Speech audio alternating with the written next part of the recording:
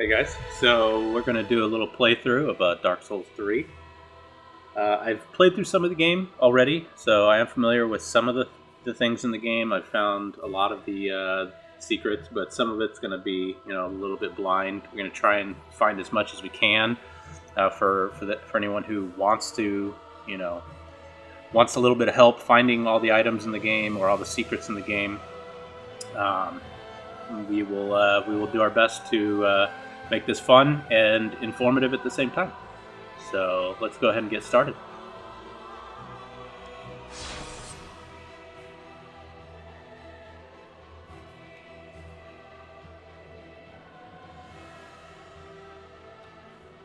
All right. Hopefully the audio is sounding good. I tested it a little bit before getting started and made sure everything sounded good. This is my first recording on Dark Souls 3 with some new hardware, so here's hoping it all works out nice and smoothly. Alright, I'm going to go ahead and start a new game. Now, I'm not sure if I want to do a male or female character, but let's go ahead and get through the intro here first. It is called Lothric, where the transitory lands of the Lords of Cinder converge.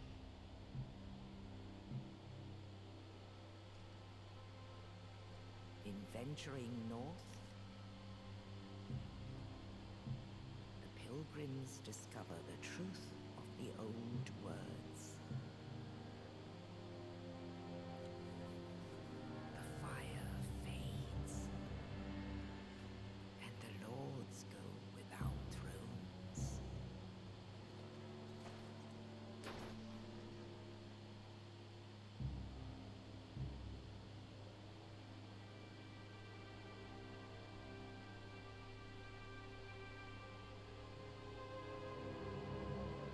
When the link of fire is threatened, the bell tolls, unearthing the old lords of Cinder from their graves.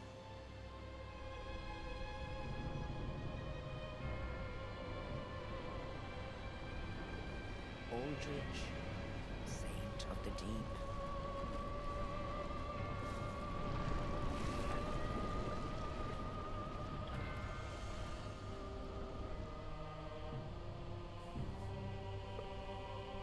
Farron's undead legion, the Abyss Watchers.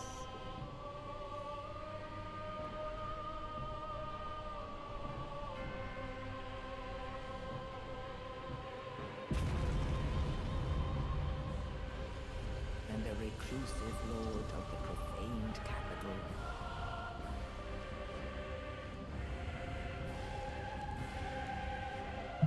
Yon the giant.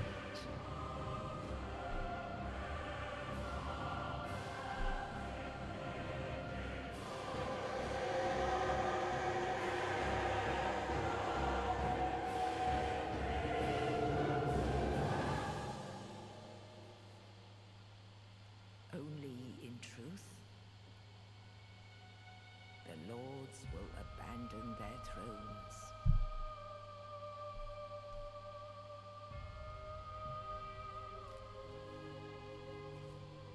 And the unkindled will rise.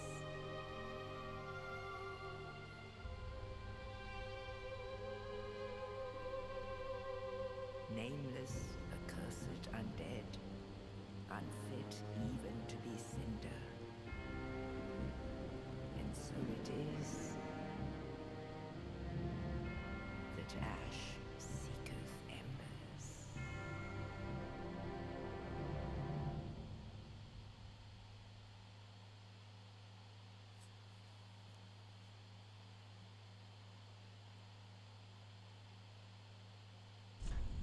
Okay, so a couple things. I don't know if anybody else feels this way, but those guys at the beginning that end up slumping down in the sand, they kind of remind me of the elders from the Dark Crystal. I don't know if anyone else has seen that. I'm sure a few of you have, but they definitely remind me of those guys. And then at the end, the girl that they show grabbing that what looked like a crown, you could see inside the crown the dark sign swirling around inside of the on the inner part of the crown. But that's actually the Firekeeper. She's putting that mask on, and you'll notice when you play the game, if you look at her up close, Firekeepers are blind. They actually don't have any kind of sight. I think they actually don't even have eyes. But you'll see that crown mask on her face when you're playing the game.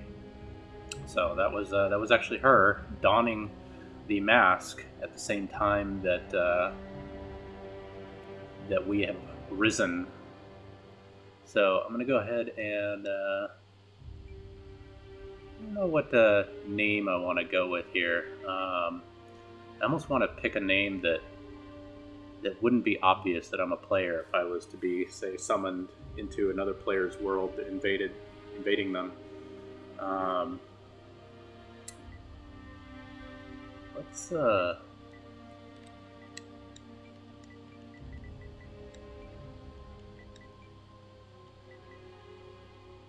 See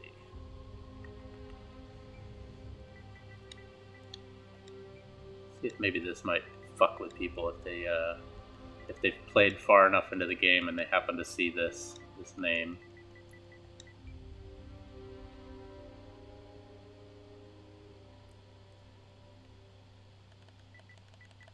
In fact, let's even add something to that.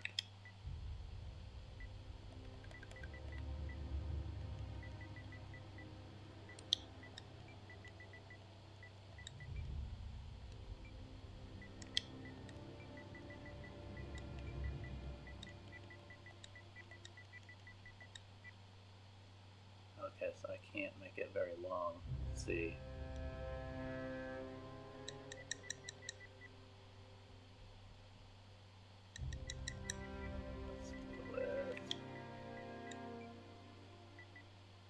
Actually, you know what? Let's go ahead and go with a female character and see if we can do.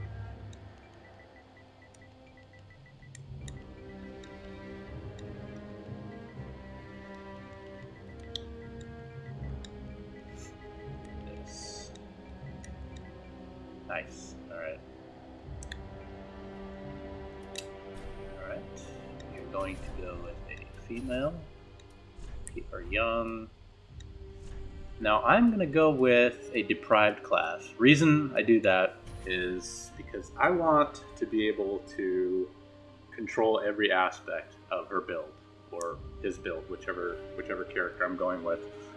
I don't want to be pigeonholed into one specific type of build right off the bat, and also because right off the bat you start at level 1, which allows you to build up your character like around 10 levels before hitting what the other classes would have already been at. So it gives you a little bit more control. And then for the burial gift, I like to go with the Sovereignless Soul. Reason for that is because right off the bat, I think that's about 2,000 souls that you get, which is pretty high when you're first starting out. Your choices are obviously none. The life ring, which actually gives you a little bit of extra HP. It's not much. It's, if I had to guess, maybe about 5%. It's a pretty small amount. Maybe the higher your level and the more vigor that you have, and higher your HP, then it would have more of an effect. But at the very beginning, it's really not going to help much. And you can always get a life ring later on. All right. Divine Blessing is also a consumable item. A warm blessing, or warm blessed holy water fully restores HP and cures ailments. Unfortunately, being a consumable, once you use it, it's gone. Hidden Blessing, similar. Pure blessed holy water fully restores FP or faith points. A lot of people have been wondering what FP stands for. I'm assuming it's faith points because you're using when you're using a skill or magic or miracles or sorceries or pyromancies, you're using your FP, and it's mostly based off of intelligence and faith. So my guess is that it's faith points. So I'm not going to worry about that. Black Firebomb, again, something that you'll get, quite frequently throughout the game, and you can even buy it later on. Fire Gem would be a nice thing to have. Definitely imbuing or infusing your weapon with fire as early on as possible would help tremendously with taking down a lot of enemies. Fire tends to get enemies to stagger a little bit easier, or rather, when you hit them, they go into this convulsing state where you can get more free hits on them. So Fire Gem would be good, but again, that's something that you'll find eventually. Now I tend to go. What I'm going to do is I'm going to probably go with a strength endurance build. Reason being, there is a particular sword that I do want to get. It's the Black Knight sword, or the Dark Knight sword. It scales to strength, and it right off the bat has an A rating for scaling. So it's a beast of a sword. It's not the coolest looking sword. Doesn't have really cool effects. And we'll switch out weapons every once in a while. But it is a great all around strength sword. And then what you do is you infuse that sword with a heavy gem, and then your scaling goes through the roof. So we're not going to get the fire gem. The Sovereignless Souls, again, that's basically just it's a consumable that allows you to you crush it and crush souls and consume. I think it's about 2,000 souls. You have the Rusted Gold Coin. You only get one. This is something else that you'll be able to get later on, just like most of the other things. And what it does is it increases your item discovery, or luck, so to speak, for a short while. I don't know how long it lasts. I really haven't used them that much. I can't say that. I mean, I've found quite a few things in this game without using the Rusted Gold Coins. There's also rusted coins that are not gold, which are easier to find. I've used those as well, and really haven't had a lot of luck with that stuff. I think what you want to do is use stuff like that on more rare enemies. You don't want to use that on more common enemies. Cracked Red Eye Orb. It's an online play item. You can only use it online to become a dark spirit and invade another world. Probably not going to be doing that too much in the beginning, and we'll definitely come across some cracked red eye orbs later on in the game, as well as an actual red eye orb that allows infinite use, and is not, even though it's consumable, it's an infinite use consumable, so don't need that. And the Young White Branch, the branch of a young white birch. Perhaps an offering of peace can be used to blend into the environment, but only once. Just like most of the other things, you only get to use it once. I haven't really found any uses yet for blending into the environment. Basically, when you use it, it'll turn you into something like a pot, and you can move around. You can't attack or anything. As soon as you do, then you'll no longer blend in with the environment. But can't say there's any situations where I've needed to sneak past anything. I just kill everything. So, yeah, we're going with the Sovereignless Soul. All right. As far as the face presets go, I mean, I could spend hours on this, honestly. So I am going to use... Let's see. Can I pull up... Well, first let's pick our build here. We'll go slim. And then for appearance, I'm just going to load up. I'm going to load up this previously designed character, kind of inspired by Red Sonja. A little face painting going on there. All right, and I think that's going to be it. All right. Yeah, and unfortunately, as deprived, you do not get any kind of armor. You just got to go with the loincloth and the sports bra. All right. Now, the first battle, the first boss battle, is a little tougher with a club, but we'll do our best. Might take a couple tries. It's definitely a lot easier if you pick the knight because you get all the armor, you get a better weapon, you get your stats are already built up a little bit, especially like your strength and your vigor and everything. But we're gonna go this route.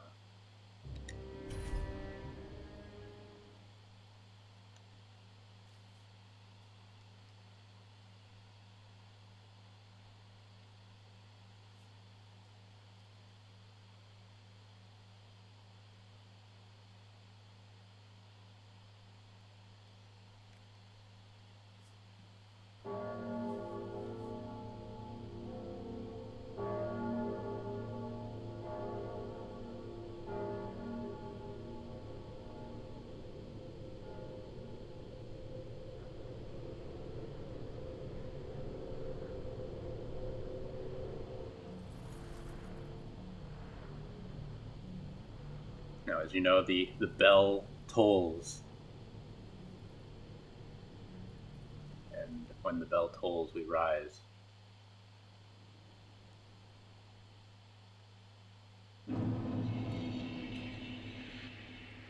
All right. If any of you have actually played this before, you'll already be familiar with the controls. And there's developer notes along the way in the beginning that teach you how to use the player character. You got the R1 for a light attack, R2 for a heavy attack, and with the club you kind of do a jumping. Each weapon is going to have its own different moveset. Obviously, I'm sure everyone, if not most of you, already know that. You can also do a charged attack with R2. And again, like I said, the club gives you that leaping attack, which is pretty powerful. The club, it's a pretty underused, if not a weapon that's kind of not really popular, I guess you could say. Most people want to go with swords or big giant weapons, but the club's actually a pretty good weapon. Underutilized for sure. The wooden shield, it doesn't really do much other than letting you charge with it. Let's actually take a quick look at some of the items that we already have here. So the club is a hammer class weapon. It's a strike type of weapon, and Warcry is the weapon skill or weapon art. It scales to strength. Has 108 physical plus 8 based on your stats. Oops, didn't mean to do that. What I want to do is look at it. It's a simple wooden club characterized by savage leaping attacks. Again, keyword being savage. It's pretty brutal. This crude bladeless strike weapon is effective against most foes and can break the guard of a shield. That is huge. A lot of weapons don't break the guard of a shield. You have to wear down their stamina in order to break down that guard, but the club is actually very effective at doing so. Skill is the war cry. Let out a spirited war cry that temporarily boosts attack and enables a special consecutive strong attack.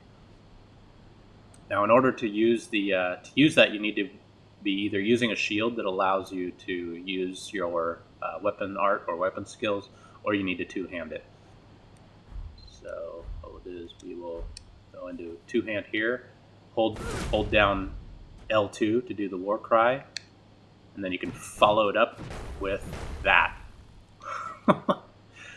Now, you obviously saw that it used up about a third of my FP there, so we're already down a little bit there. I don't use the weapon skills quite frequently. A lot of enemies are just too aggressive and move and attack too quickly for you to get off your weapon skills. It all depends on the weapon. It depends on the enemy. But obviously, you can see that moveset was pretty brutal. All right, and then again, L1 is to block with the shield, and then L2 does your little charge there. Don't really use that too often either, but it is It is something that some shields allow. You may be wondering why my HUD disappears. I like to have the HUD out of the way. It gives it a little more cinematic kind of look and feel while we're playing. Um, so hopefully it doesn't bother anybody. But let's take a look at some of the other items we have. We have the Estus flask. Many of you are familiar with this. You fill it at the bonfire, and obviously it restores your HP. The undead treasure these dull green flasks. Fill with Estus at bonfires and drink to restore HP. The journey of an undead has always traced the bonfires, and no journey of import has been made without an Estus flask. Basically, any Dark Souls game that's out that anyone has ever played, you'll know that the Estus flask is what you're going to use to restore HP. Now, one thing to note, obviously, if any of you are familiar with this game at all, there are actually two types of Estus flasks now. There's the regular Estus flask as well as the Ashen Estus flask, which we don't have yet. We're going to get it in a second, and that one actually restores your FP, and we'll be picking that up in a second. Then we have the Dark Sign. The Dark Sign is the sign of an accursed undead. The Dark Sign returns its bearer to the last bonfire rested at, or the bonfire at the Firelink Shrine, but at the cost of all souls held. Carriers of the Dark Sign are reborn after death, and eventually lose their minds, turning hollow. And so it is, they are driven from their homelands. Now, I haven't used the Dark Sign, and this game really doesn't focus so much on turning hollow, unless you follow a certain quest line. But dying does not typically turn you hollow. And based on what it's saying here, I'm wondering if using the Dark Sign will make you hollow. Now, there's a character that we'll come across later on that does allow you to become hollow. And normally when you on his quest line, if you die, then you slowly do become hollow. But I'm wondering if using this Dark Sign is the equivalent. It may have something to do with the fact that you're losing all of your souls to use the Dark Sign. And upon losing your soul, you become more and more hollow, and eventually lose your mind. Here is our this is our sovereignless soul, soul of a nameless soldier. Soul found in a corpse of a nameless soldier, used to acquire souls. Let the Firekeeper transform the sovereignless soul into a source of strength. For it to be unkindled is to be a vessel.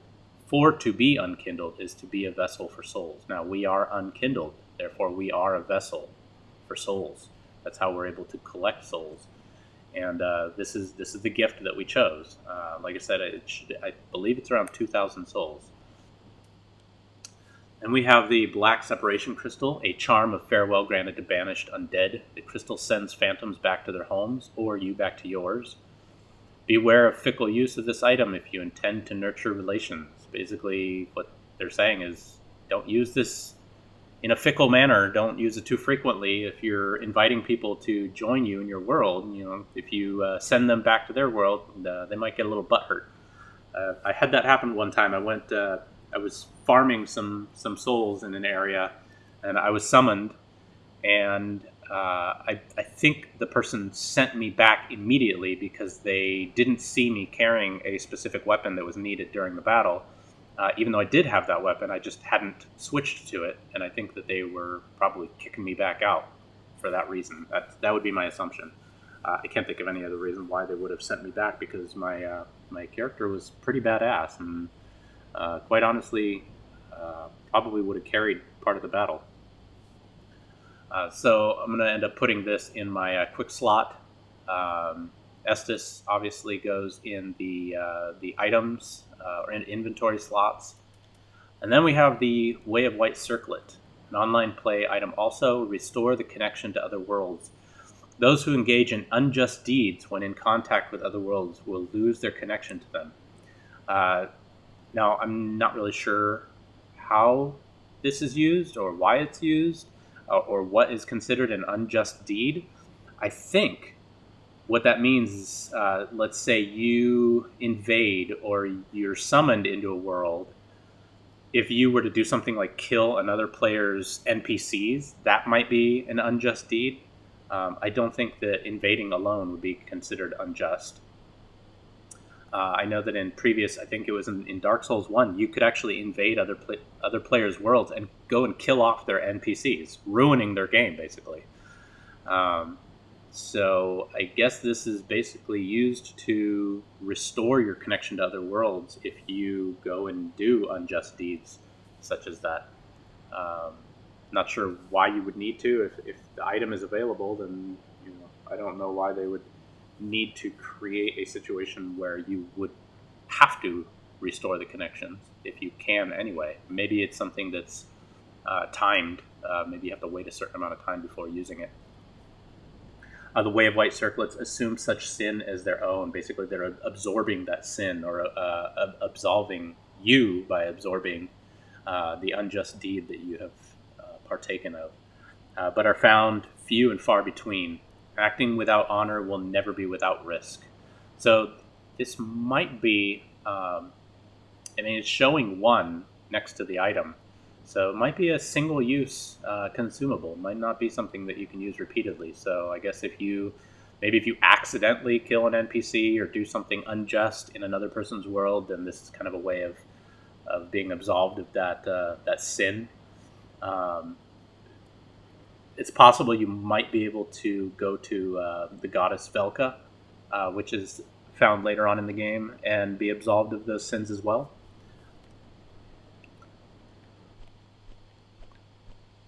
Okay, we already talked about the club. Let's see. So the makeshift shield cobbled together from wooden planks provides minimal protection and at the cost of moderate humiliation. So basically, it's like you got a little bit of protection, but you look a little ridiculous carrying around a wooden shield. But it's better than nothing. Skill, shield bash. Without lowering your guard, strike the enemy with the shield to knock them back or stagger them. Works equipped in either hand. Then you have your loincloth. Terribly worn waistcloth. The deprived only manage to rummage just enough cloth to protect their vital parts. And our character has a loincloth along with a sports bra.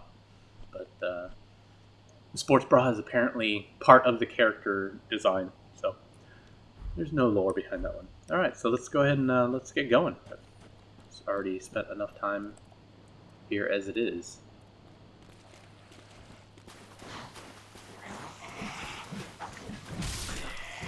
See, even as it deprived with the club, just one hit. Smack those guys. Bitch slap them with the club. Soul of a deserted corpse. So we got some more souls that we can crush. Some people like to say eating the souls when they're consuming them or consuming the souls. I like to refer it as crushing souls because when you do, when you consume them, you're basically crushing them in your hand.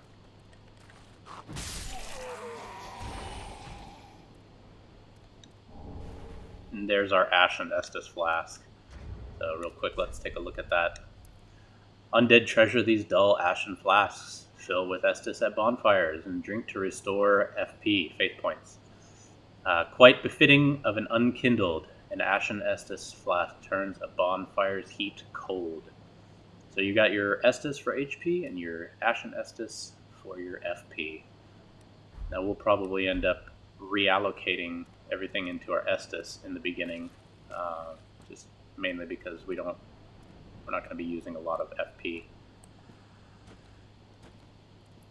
So you can't backstab with the club, but you can pound the shit out of them, which is fun.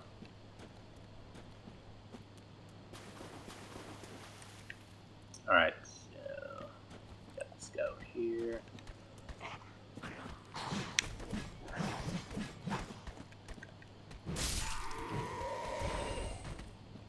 Now, one thing to keep in mind, I want to point out to anybody who hasn't figured it out yet, when you're rolling, running, using your weapon, using your shield, notice how slowly the endurance or stamina is going up. But as soon as I let go of the shield, it goes up a lot faster.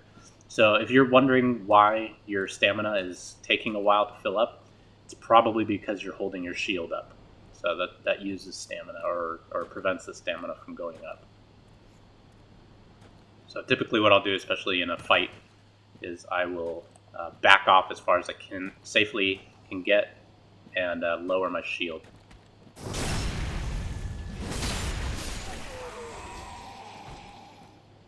See ya.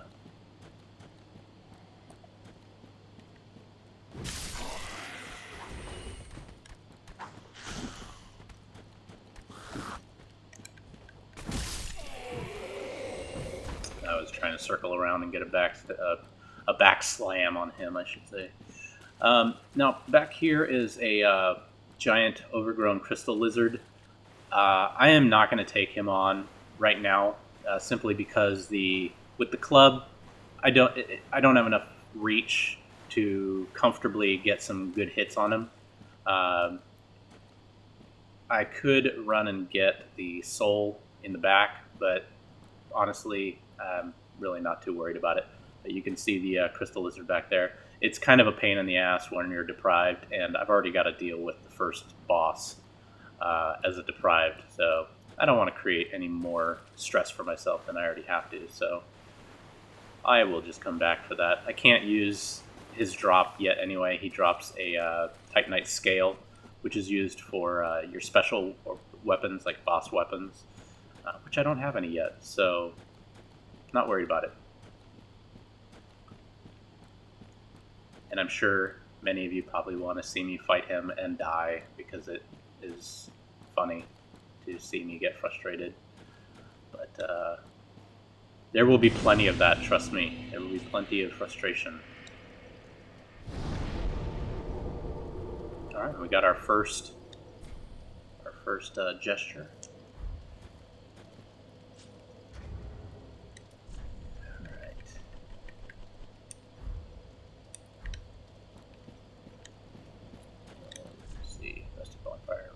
HP and Estus supply. Okay, so that was probably a developer note right there.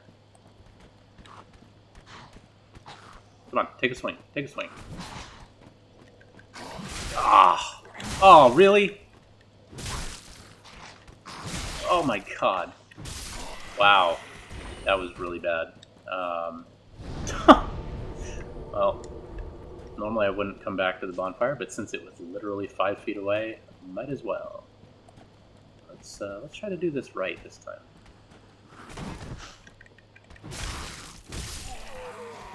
Alright, now you see that even with the shield, he took a little bit of health off there. Because it does not block 100% of damage.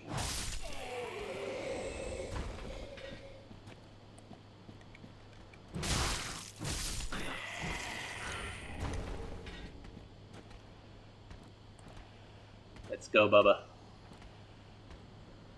Come on. Ugh, he's having trouble getting up the hill. Let's go, Pops. You take the first swing. Yeah, I'm trying to get some backstabs here. Fading souls. Those aren't worth very much. I think they're worth like maybe 180 or something like that. So.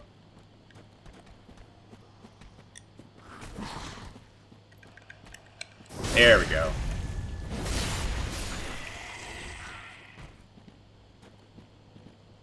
Alright, let's see.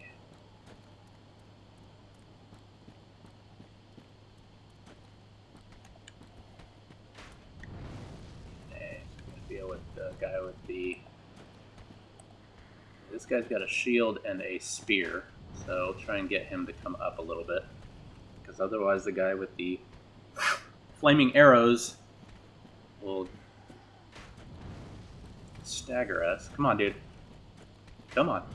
Oh. Come on. Just a little further. A little further. Whoa. Okay. Are you going to come up or not? There we go. I just got to bait him a little bit. You're going to go behind the rock. Alright, am I going to have to come over there? See that? One hit and his shield guard was down.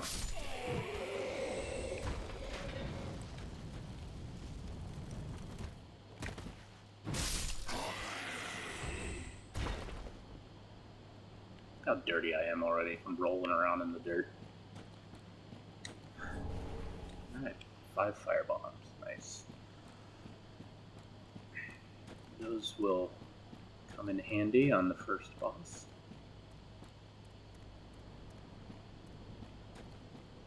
I actually don't usually use them. I usually just melee the boss the whole time, but in his second form, it might be worth using with the deprived here.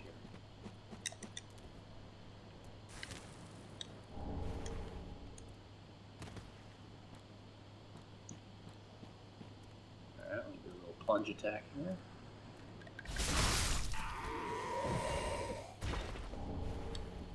Fading Soul.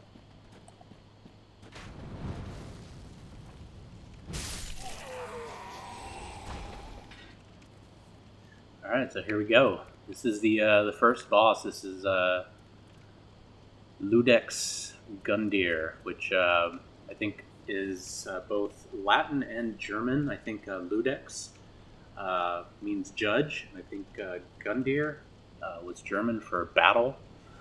So it's kind of like a judgment battle. And it takes place in this little arena here. It's basically, he's judging whether you're fit to pass. So let's see if we are. If I end up having to do this in more than one try, then I might cut out a couple of those tries depending on how many it takes. One thing to keep in mind, you walk right in, it doesn't start the battle right off the bat. You have to actually pull the sword out of his chest. The nice thing is if you can do this on the first try, you can get some free hits on him as soon as you pull that sword out, which is a nice little advantage. If you don't get this done on the first try, then next time you come, there's going to be a fog gate, and he's already going to be up.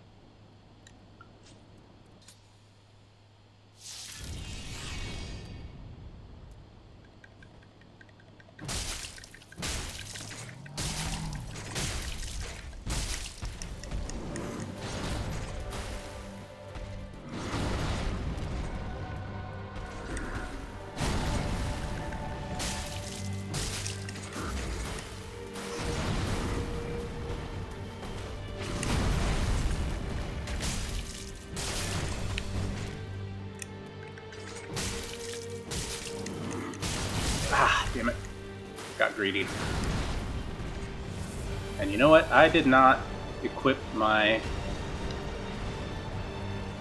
fire bombs, which, ow.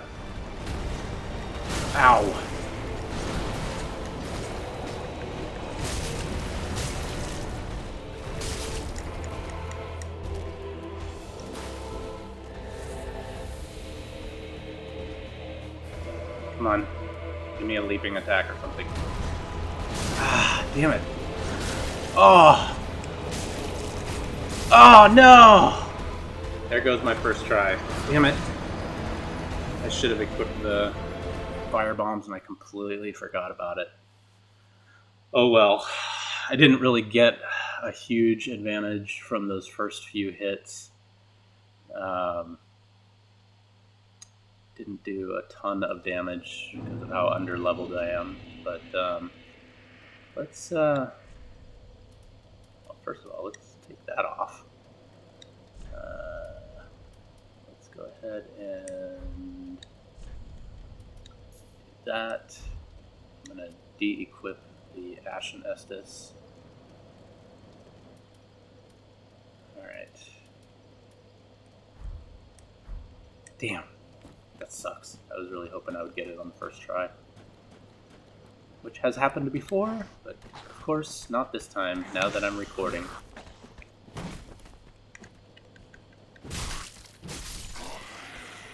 But at least now we don't have to worry about going through all of these guys. We just need to get straight to the battle.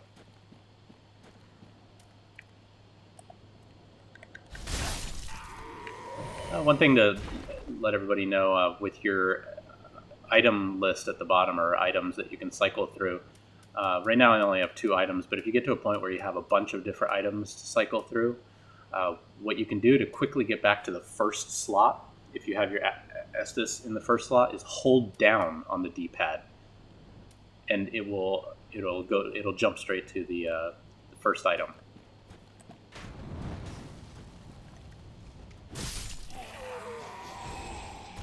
All right. So try this again.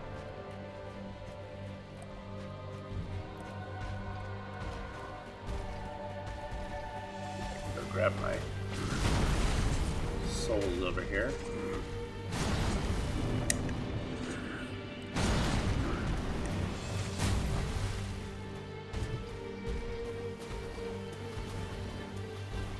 Okay, so I like to wait for him to do this leaping attack. Ah, damn it. Forgot about that. Damn it. Not what I wanted to do.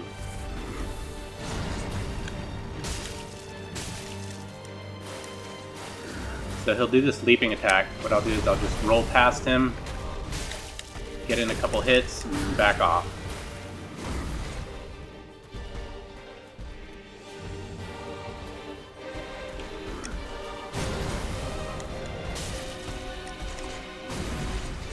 Only got 1 hit that time, that's alright.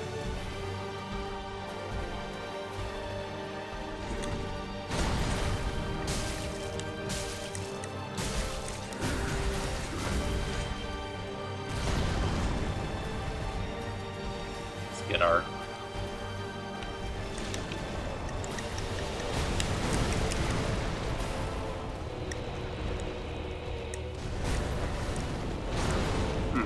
it didn't do much. I thought it would do more. Ah.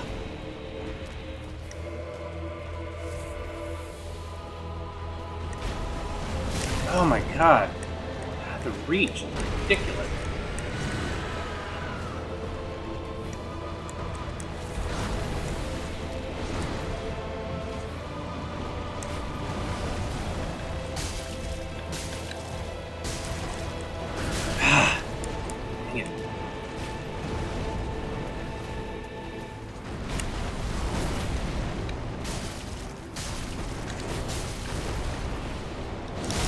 Oh, that was bad.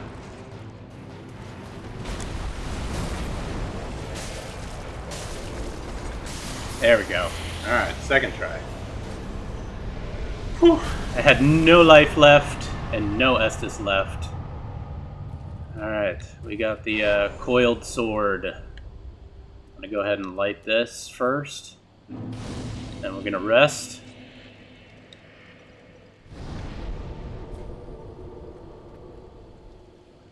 Alright. And real quick, we will take a look at the coiled sword. Let's see, I believe it's here. Okay. You thrust it into Shrine Bonfire to activate Bonfire Warped, meaning we can't use it yet, obviously. The sword missing from the Shrine Bonfire cannot be equipped as a weapon. Thrust it into the Shrine Bonfire to restore its power and enable travel between bonfires. This sword is only bequeathed to Chosen Ash as judged by the Iudex. Or maybe it's Iudex, sorry, not Iudex. I knew that too. For some reason I forgot that. So it's Iudex, I-U-D-E-X, who awaits the arrival of Ash as a scabbard. Alright, so we're going to go ahead and end it here. I know a lot of it was spent talking about some things in the beginning, but we will pick up in the next episode and head to those doors back there and head on into the Firelink Shrine. Alright? So, until next time, guys, take it easy.